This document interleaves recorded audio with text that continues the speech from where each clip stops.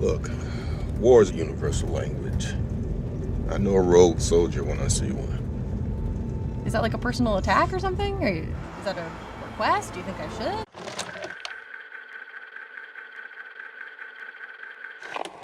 Captain Marvel is a bit of a historic situation, because if you've seen my earlier content on Marvel vs DC, you know that it pretty much always has been in favor of the former. This is why Marvel is good and DC isn't. This is why Marvel works and DC doesn't. Personally, I don't really care about Marvel as much as I do DC, but sadly, that's just how things have been. But now, here we are, with Marvel's first big female-led superhero movie. And this time, on this historic moment, I get to objectively say what I subconsciously have been wanting to say for a long time. DC did it better. To be clear, as I stated in my video, Wonder Woman is a flawed movie. At first, it's a very competent and overall very strong story about Diana's internal conflict with the evil of mankind. But then at the end, it suddenly falls apart and becomes about external conflict, because they just had to cram in another big DC CGI monstrosity. And in this sense, you would think that Captain Marvel holds the upper hand, because unlike Wonder Woman,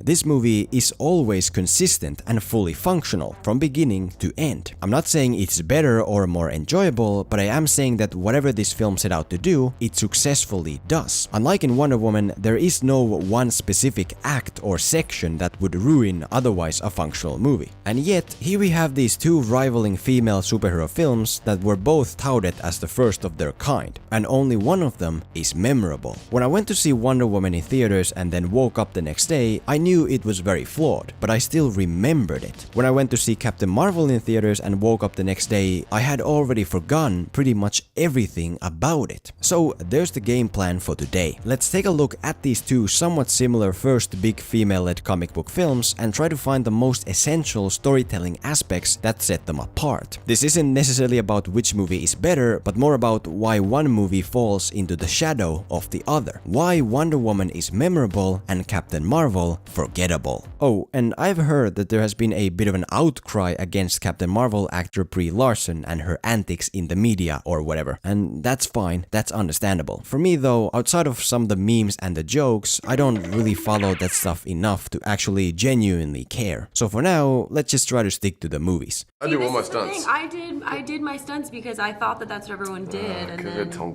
Cruise over here? no, I'll be the first me, not the next Tom Cruise. Thank you very much.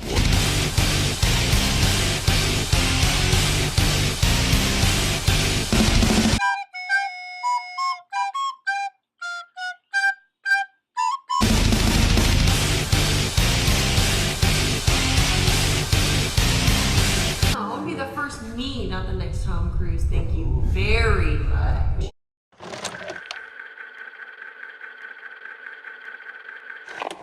The first noticeable issue with Captain Marvel is that unlike Wonder Woman, it isn't really about anything specific. As in, there's no clear all-encompassing theme that would encapsulate everything it essentially stands for, from which all the emotion would stem from. In Wonder Woman, the central theme is about the evil of mankind, and pretty much all the main characters are built around it. Why do the Amazonians live in seclusion? Because they believe that men are just evil. Why does Diana set out to help mankind? Because she believes that all men are good, but just controlled by Ares. Why does Steve Trevor fight the war? Because he believes that mankind is both good and evil, and that the good people deserve help. Not only does placing characters on the opposite sides of the same theme make it crystal clear what the movie is about, it also, by default, brings in a lot of very powerful, inevitable conflict and emotion, because we can understand everything from each character's conflicting point of view. Ares is dead.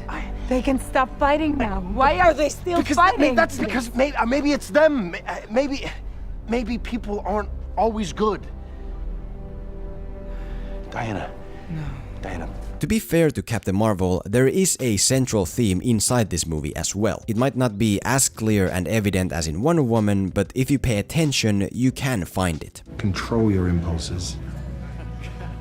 Stop using this, start using this.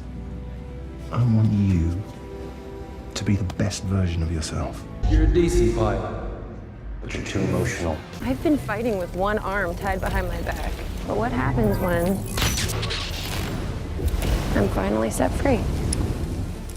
Essentially, the central theme of this film is about unleashing your inner self to reach your full potential. In of itself, it is a pretty effective theme, and it's a great metaphor for encouraging women and everyone to become the best they can be by not acting the way others want, but by embracing their inner emotions and who they truly are, regardless of gender or social norms or whatever. So in that sense, pretty great. The problem is the fact that even though this theme exists, it's not what the entire movie as a whole is built around. The theme of unleashing your inner emotions does apply to Captain Marvel, but that's it. Unlike in Wonder Woman, there's never a point in time where some other character would clearly inhabit the opposite, conflicting side of this same theme, and this way make the theme clear and bring in constant conflict and emotion. For example, the other good guy characters. Ben Mendelsohn, he doesn't have anything logical to do with the theme, considering that he spends most of the movie as other people, even after he has been established to be good. What about Nick Fury? On a quick look, Nick Fury could be seen to work. When Captain Marvel is still on the negative side of the theme where she keeps her own emotions locked up, Nick Fury is the one who teaches her to express herself and go against orders.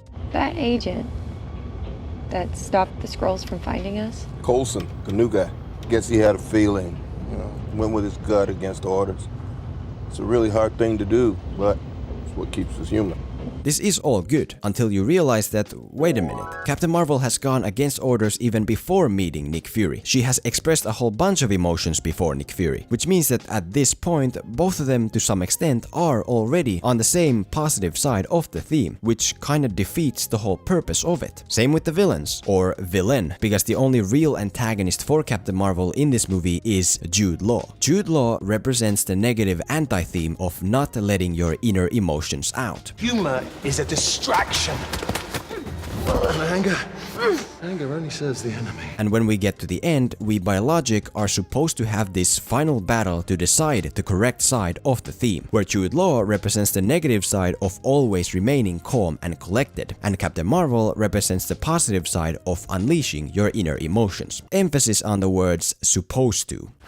This is that moment. This is that moment. Prove to me you can. If the theme of the movie is the notion that letting your emotions out is good, why does the bad guy lose when he starts letting out his emotions? Come on, Marvel, that makes no sense. Even though Captain Marvel has a proper theme like Wonder Woman, it just gets handled in such a muddled and unclear way that it ultimately gets lost entirely. And if the central theme gets lost, the movie isn't really about anything. And if a movie isn't about anything, there's kinda nothing to remember it by.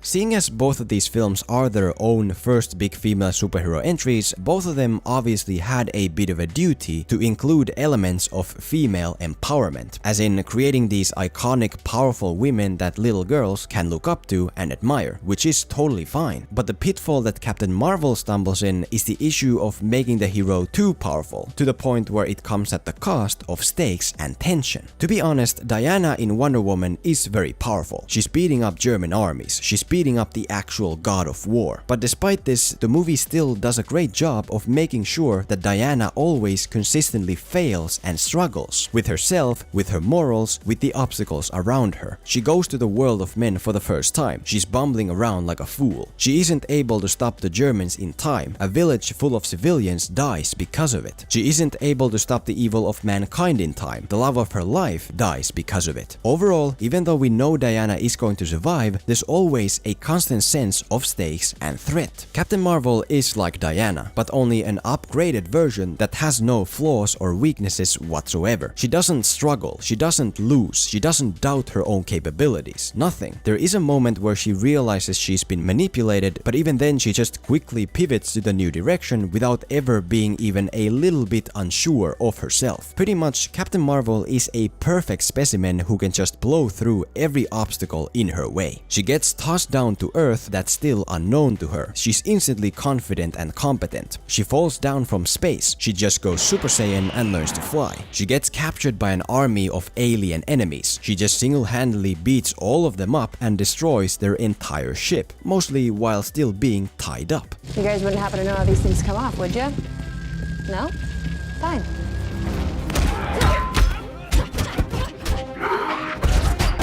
Again, what is the point of a theme of unchaining yourself if you are unbeatable even when you are chained up? If you're not convinced yet, consider this. I've always given Wonder Woman flack for suddenly making the ending battle about external conflict with a CGI monstrosity without much tension. But in Captain Marvel, the protagonist is so powerful that there is no climactic ending battle at all. First, we think there's gonna be a big battle against Malekith the Accuser and his space armada. But then he sees how powerful Captain Marvel is and he's just like, hell no, and he just gives up. Then again, Malekith the Accuser isn't a real villain of this movie, so a battle against him would have been pretty dumb. Instead, the movie makes the right choice and has the ending battle be more intimate and personal. Captain Marvel having to finally face her own teacher, Jude Law.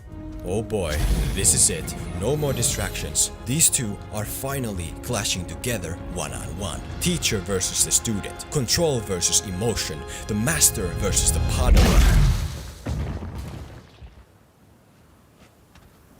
I understand Marvel's good intentions. This is their new flagship role model for young girls, so obviously they wanted to make her really powerful. But unfortunately, they just went too far with it. Which is why I guess it was very convenient how Captain Marvel in Endgame was mostly unavailable. And I'm pretty sure that if they do make a sequel for this movie, they're gonna have to, in some form, take some of her powers away. Because the only real satisfying and memorable victories are the ones you have to fight and struggle for.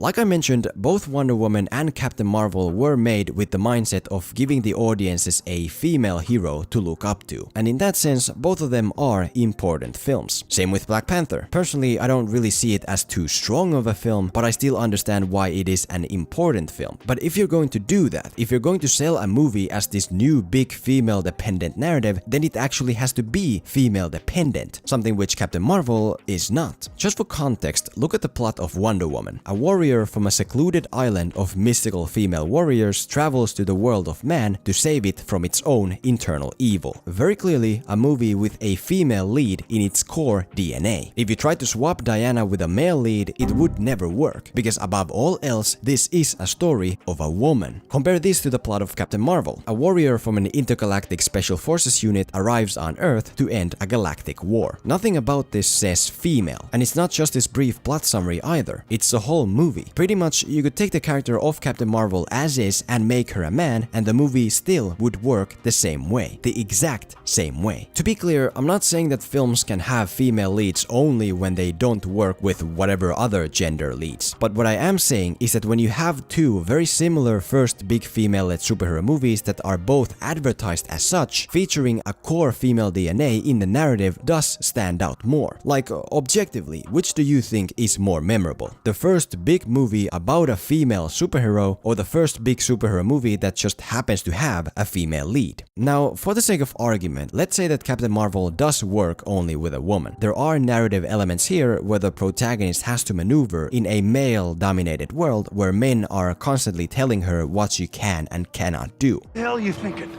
You don't belong out here! I think we went back too far. Not strong enough!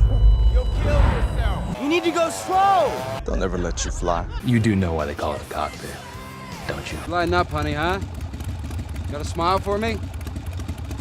Even so, there's a couple reasons it still doesn't really work enough to stand out. Firstly, because it's so on the nose. If you're making a movie to showcase how women have to work extra hard to flourish in a man's world, that's a great, very effective subject, but you still have to be smart about it. In Wonder Woman, the same subject is done entirely as a metaphor. Women are represented by Amazonians, men are represented by the World War I era humanity as a whole, and because of it, what Wonder Woman does is much more interesting and complex. Secondly, if you contrast your protagonist against a world she doesn't belong in, you can't just make her the same as that world. In Wonder Woman, the reason Diana is such an interesting, memorable character is because she's this super optimistic and kind, colorful soul in an otherwise crooked and murky world. But here, even though Captain Marvel is being built up by having her be unfairly mistreated by douchebag men, she's as much, if not more, of a douchebag herself. She's killing without remorse. She's breaking stuff for no reason. Overall, quite often, she's being a bit of an arrogant douche. Congratulations, Agent Fury. You have finally asked a relevant question. Hi there. What do you want? What can I get you?